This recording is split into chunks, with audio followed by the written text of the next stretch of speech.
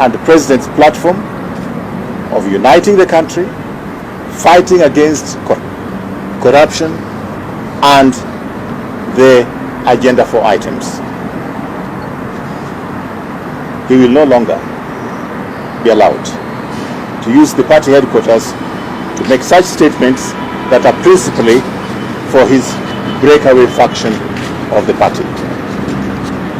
It is noteworthy that the party constitution has not given the deputy president or the deputy party leader any specific role of organizing party grassroots elections in collaboration with the MPs he has selected and senators, as emerged from the press conference yesterday addressed by MPs and senators allied to him.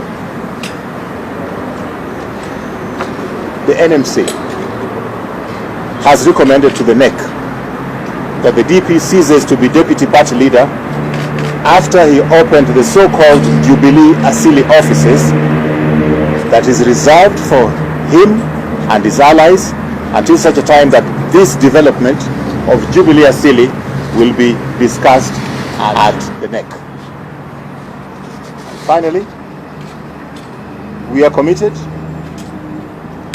to uniting this country, even as we seek to build and strengthen this party. And as we have said before, this country is more important than even this party.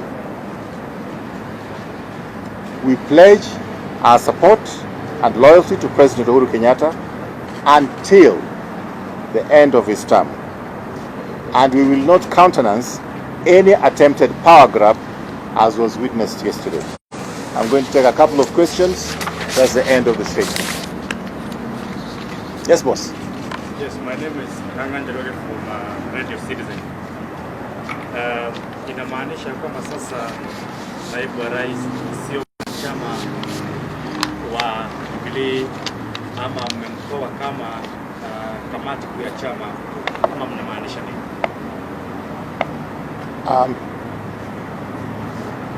Yeye ni mwanachama wa Jubilee, lakini tumetoa pendekezo kwa NEC kwamba kuendelea kwake kama naibu wa kiongozi wa chama, na ingawa bado anaendelea kufanya yale ambayo ni kinyume ya yale ambaye kiongozi ya chama amesema, basi hiyo haiwezi kuendelea vile imekuwa ikiendelea hapa awali.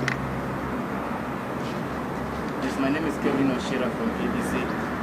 How soon is NEC likely to meet to review or to consider the proposal by NMC? That is the prerogative of the president. As soon as he has the time, we're going to meet. But he has told us before that we should be on notice and he can call on us anytime. Yes? Yes, sir.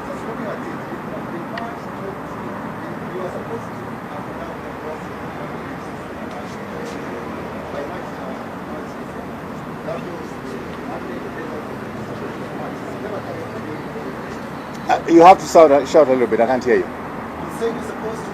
Yes, I heard that bit. Yes, you see it. Yes. Yes. Yes.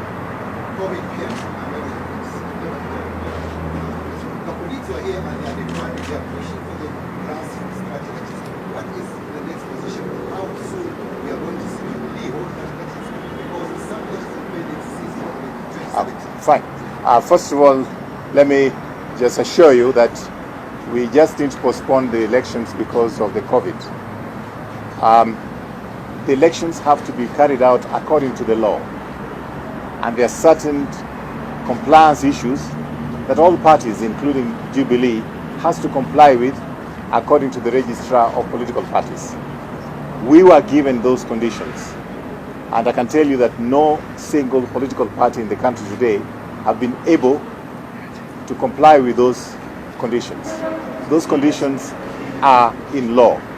If we do not comply, then the elections could be null and void, and the matter will probably end up in court.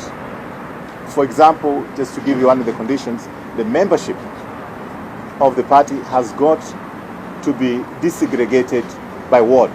So you can't just say that you're a member of Jubilee and you have a number. You have to go back and specifically go to the ward level. So that creating fields that are demanded by the register of political parties, which is according to law, is something that we have to comply with first before we can hold elections. But there's nowhere where any faction of the party can give themselves the mandate to organize for such elections. It has to be done according to the law. Thank you. I'll take 2 more questions and then I have to move. Yes. From? Yes, sir.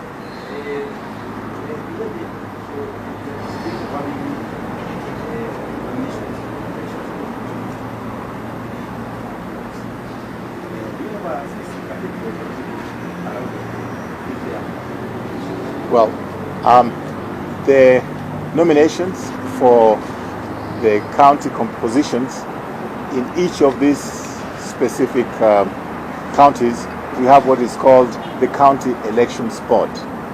And it will not be uniform. It will be according to what the County Elections Board decide to do. If, casting votes is the best way forward, fine. Most likely they're going to have interviews and assess the capability of each candidate, and then they'll recommend to the headquarters. Yes, last. I'm Haimba from Ebro TV. Yes. Katibu, you did actually term yesterday's meeting with the DP to be somehow illegal. Are you maybe planning to institute disciplinary measures against the members of the... Well, the DP coming to the party headquarters is not illegal, all right? But to bring over 30 members of parliament allied to him generates a very explosive situation. And we have to stop another 40 members of parliament who are not allied to him. And unfortunately, as I said earlier in the press statement, some of these members of parliament have expressed themselves in very vulgar ways, in very abusive ways to the president. And we're not going to countenance that. Yes, last, please. Please allow me to ask this. I can see LMPs here. Come again? I can see Purapole is here. Well, I didn't know. You're just introducing him to me now. I have not looked behind. Perhaps there is an outcome of the ongoing case between him and Governor Kirito. Well, I don't deal with cases directly myself. I know that there are some issues which was brought to my attention, but ordinarily the chairman of the party is the one who is mandated by our constitution to deal with such issues, and he would normally deal with it or take it up with the disciplinary committee. Yes. Thank you very much, sir. Who is the chair of the party? Nelson Zuya. Thank you. Thank you very much. Thanks.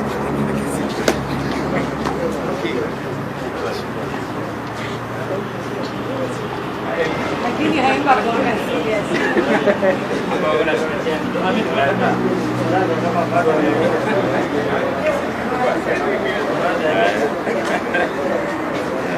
Mradi ndio chawa.